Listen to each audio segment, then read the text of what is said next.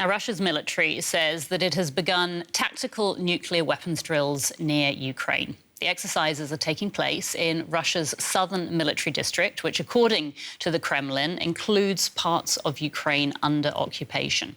Now, Moscow says the drills are in response to threats from some Western officials. It's the first time that Russia has publicly announced drills that involve tactical nuclear weapons, while its strategic nuclear forces regularly hold exercises.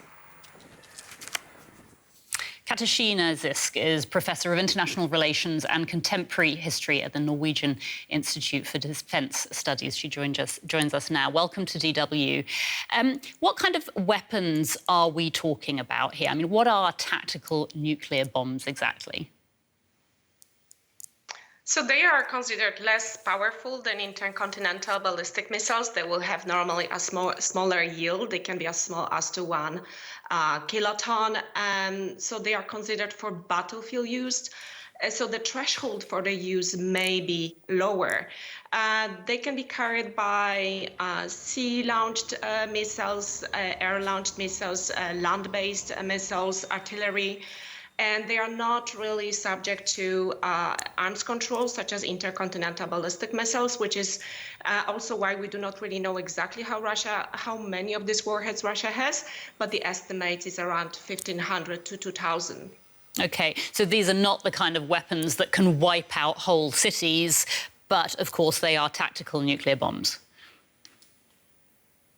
Exactly. Yes. Mm-hmm. Okay. So that's why, again, this is the threshold for the use is considered to be lower. And I did want to ask you, I mean, how likely is it that Russia will actually use weapons like these in the war against Ukraine?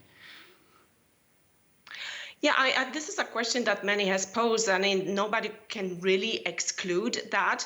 But I think right now the risk is not very high for a number of reasons. Why is that Russia is doing relatively well on the battlefield. Another is that Russia has been warned by the United States, by China against such use. And I think these warnings has actually had effects. When it comes to China in particular, Russia has made itself more and more dependent, which also makes that Moscow has to listen carefully what Beijing has to say in that matter. And Russia has not been able really to coerce with its nuclear threats, nuclear intimidation, Ukraine to back off, and neither has it helped Russia to contain the scope of help from the Western countries to Ukraine. In the beginning, yes, but it expanded more and more. So I think also Russia has not been really able to convince that Russia has much higher stakes in this war than the United States or NATO, which both presented the war as existential, not only for Ukraine, but also for European and transatlantic security. OK. Can I ask you, if these kind of weapons were used, how would they change the course of the war? Well, it depends. So they would be Russia would use them primarily for political effect. So Russia would try to coerce Ukraine and the West, the United States, to back off, to accept Russia's conditions for ending the conflict. But the objective would be to shock and pressure. But we've seen that this is also a psychological game in a sense. And Russia has not been really able to convince that or had the certainty that NATO, the United States, would not react and that it would not actually lead to a very, very dangerous escalation.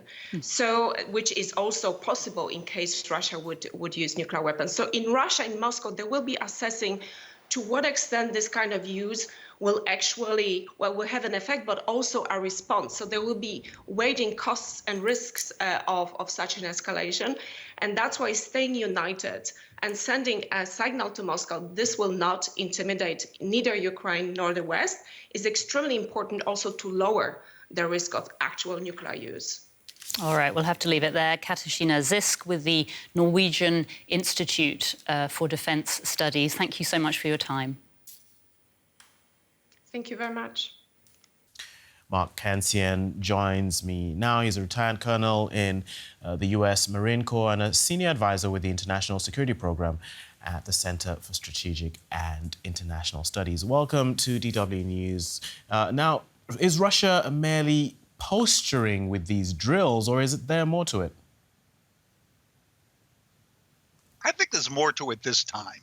I think they are signaling to the West that NATO troops will not be acceptable in Ukraine. That has been one of Russia's red lines since the beginning of the war.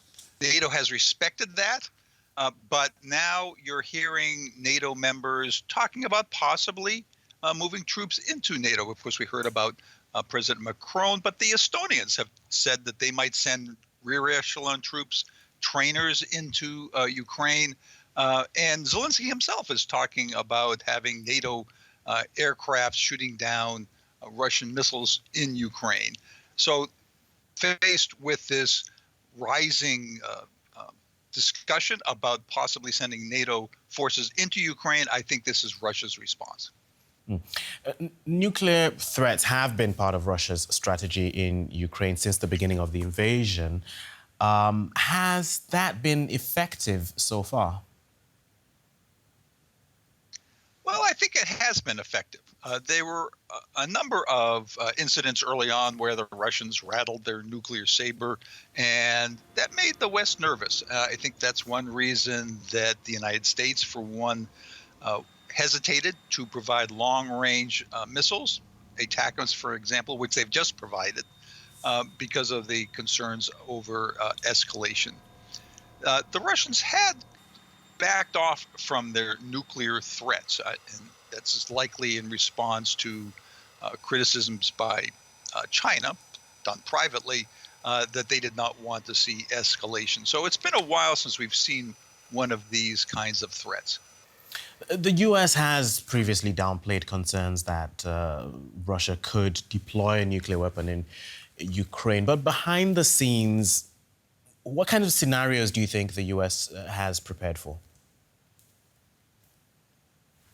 Well, the United States has hedged a bit about the possible use of nuclear weapons.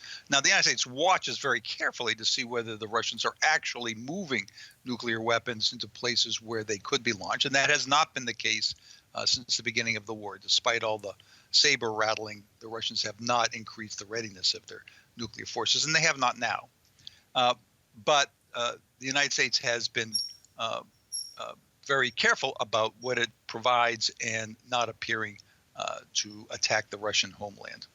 But if we go back in time towards the Cold War, there was this established line of direct communication between the U.S. and Moscow to prevent nuclear escalation. Do we know if there's something similar in place at the moment? Well, those lines of communication are still in use. You know, they talk about the red phone. It's not actually a phone; it's actually a teletype.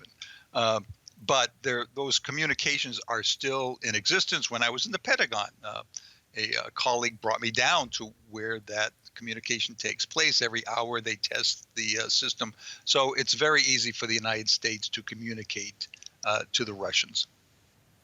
Okay, we'll have to leave it there, but we appreciate your insights, Mark Cancian. Thank you for speaking to us. Thanks for having me on the show.